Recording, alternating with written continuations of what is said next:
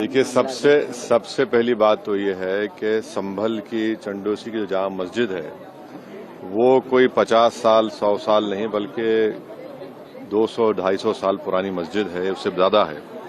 वहां पर कोर्ट की तरफ से बगैर मस्जिद के जिम्मेदारों को, कमेटी को सुने उन्होंने एक एक्स पार्टी ऑर्डर पास कर दिया, वो गलत है।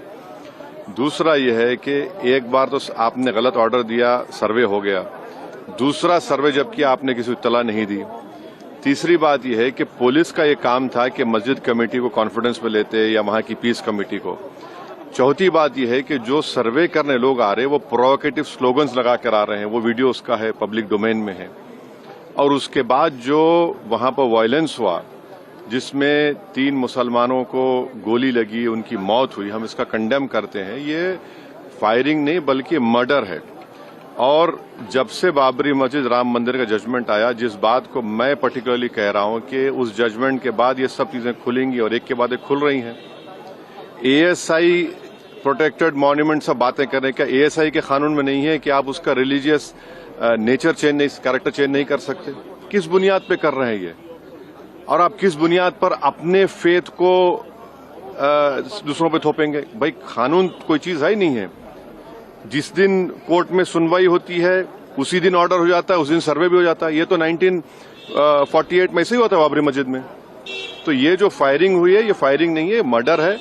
और जो भी ऑफिसर्स इन्वॉल्व है उनको सस्पेंड करना चाहिए और एक सिटिंग हाईकोर्ट जज से उसकी इंक्वायरी होनी चाहिए। ये सरासर गलत है, जुल्म हो रहा है वहां पर। तो संभल में सांसद के एफआईआर दर्ज कर दिया। आप जिस पे चाहे कर लीजिए भाई, जिस पे भी चाहे कर लीजिए। जज आप, जूरी आप, सब आप, तो बचेगा क्या फिर? अब सर, जेपीसी में आप लोगों ने समय मांगा है, क्या कहेंगे? जी, जैसा अभी आपने हमारे डेलीगेशन तरफ से बोला गया है, मैं उसको रिपीट करना नहीं चाहता। मगर स्पीकर साहब ने बड़ी इत्मीनान से हमारी पूरी जितने मेंबर्स 11 नॉन बीजेपी एमपीज गए थे उनकी बात को सुना। वो बोले कि इसके ऊपर कंसिडर करेंगे और हमको उम्मीद है कि ऑनरेबल स्पीकर साहब इसका टेन्योर बढ़ाएंगे। क्योंकि आप देखिए, बंगाल नहीं गई कमेटी, बिहार हम लोग नहीं गए, उत्तर प्रदेश में शिया वक्फ की प्रॉपर्टीज को हमने नहीं देखा। तो ऐसे कई, दिल्ली के मंत्री को बुलाना है, ऐसे कई स्टेट्स है जहां पर कमेटी को जाना चाहिए। वो स्टेक होल्डर्स हैं, उनकी बात को सुनना बहुत जरूरी है। सर, वक्फ बोर्ड अमेंडमेंट बिल को लेकर आप क्या सोचते हैं? क्योंकि लगातार सरकार की तरफ से यही कहा गया कि जो मुस्लिम है, जनता है, उनके हित में, मुसलमान जो है उनकी। अभी ये कानून बना नहीं, आप देख लिए संभल में क्या हो गया है। अभी ये कानून बना नहीं है।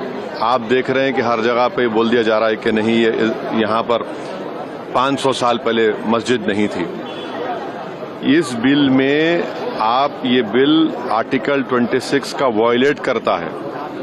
ये संविधान के फंडामेंटल राइट का 26 का ग्रेव वायलेशन है। ये बिल कलेक्टर को इतने पावर्स दे रहा है कि कलेक्टर तय करेगा कि कौन सी वक्फ प्रॉपर्टी है नहीं है। ये कैसे होगा? कलेक्टर कैसा जज होगा अपने ही केस में? तीसरा, आप किस बुनियाद पर इस बिल में आप नॉन मुस्लिम को मेंबर बना रहे हैं? जितने धर्म की बुनियाद पर, चाहे वो हिंदू धर्म के एंडोमेंट बोर्ड्स हो, चाहे दिल्ली का एसजीपीसी हो या उसका एक्ट हो, या क्रिश्चियंस के जो भी उनके धर्म के संस्थान हैं, वहां पर तो कोई उसी धर्म का आदमी मेंबर बनता है। आप तो कंपलसरी स्टेट वक्फ बोर्ड में जहां पर 11 मुसलमान बनते थे, वहां पर आप मेजॉरिटी नॉन मुस्लिम बनाना चाह रहे हैं। सेंट्रल वक्फ काउंसिल में मेजॉरिटी ऑफ नॉन मुस्लिम बनाना चाह रहे हैं। क्यों करना चाह रहे हैं आप? ये क्या मकसद है आपका? कलेक्टर को इतना पावर दे रहे हैं। तो ये आर्टिकल 26 का ग्रेव वायलेशन है और इसीलिए वक्फ को बचाने के लिए नहीं लाया जा रहा है। ये वक्फ को खत्म करने के लिए, और वक्फ बोर्ड को सिर्फ एक पोस्ट ऑफिस बना के रखना चाह रहे हैं। तो जो वक्फ की प्रॉपर्टी है वो गवर्नमेंट की दी भी नहीं है, इसको मुसलमानों की गाड़े खून की कमाई है, तो आप उसको छीनना चाह रहे हैं। और उतना ही मकसद है सरकार का।